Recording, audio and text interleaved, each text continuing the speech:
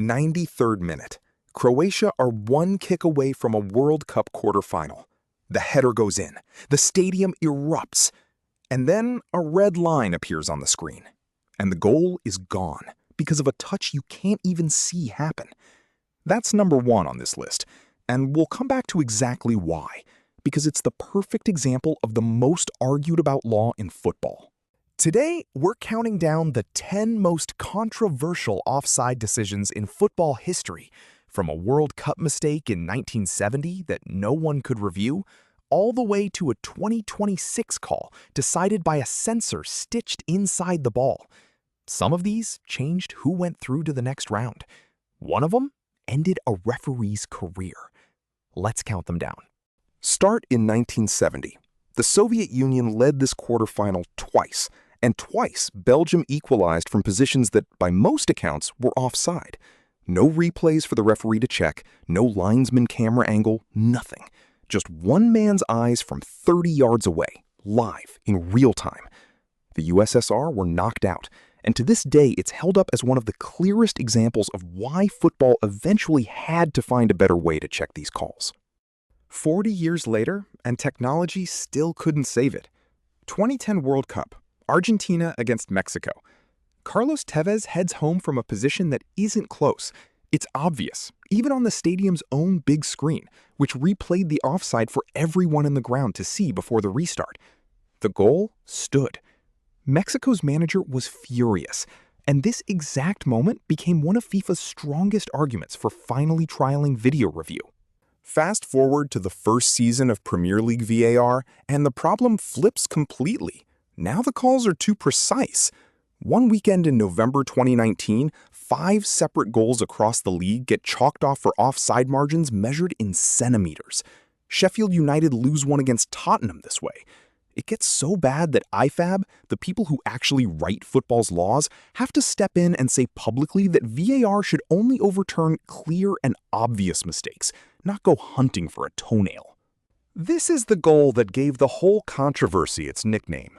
Firmino taps in what looks like a routine equalizer, but VAR draws its line not at his foot, not at his knee, at his armpit. The Premier League has to publicly explain, in writing, that his armpit was marginally ahead of the last defender.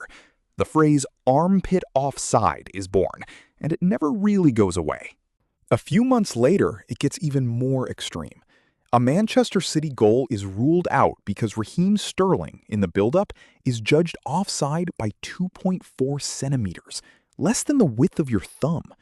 Newspapers start measuring the actual margin of error in the VAR cameras themselves and find it can be over 10 times bigger than the distance being called. Premier League clubs start lobbying for a thicker line to allow for that margin.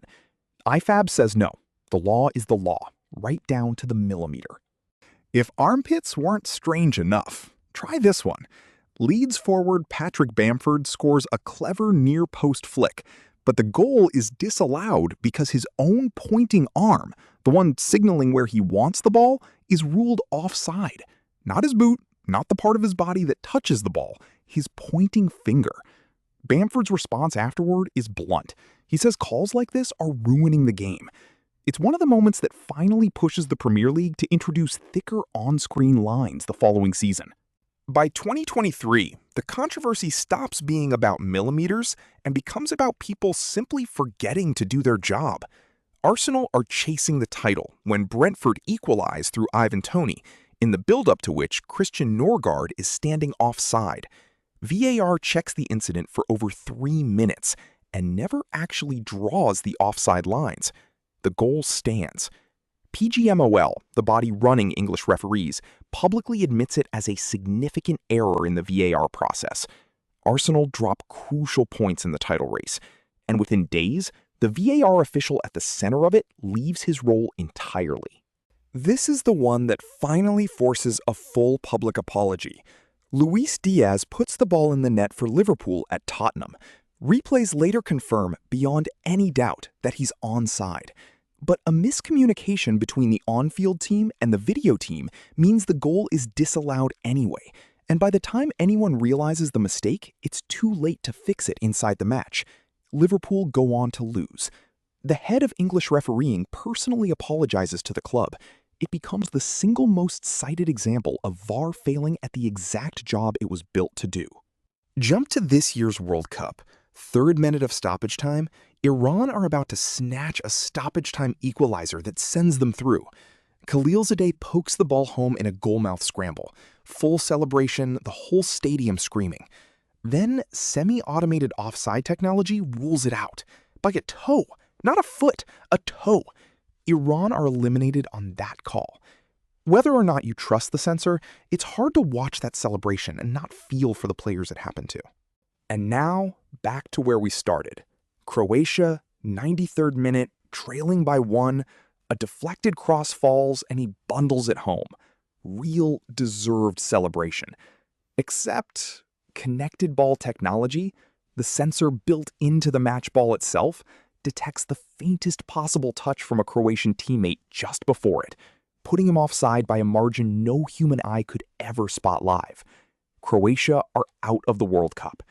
And whether you think that's the sport finally getting it right, or the sport getting too precise for its own good, that's exactly the argument this whole list has been building to.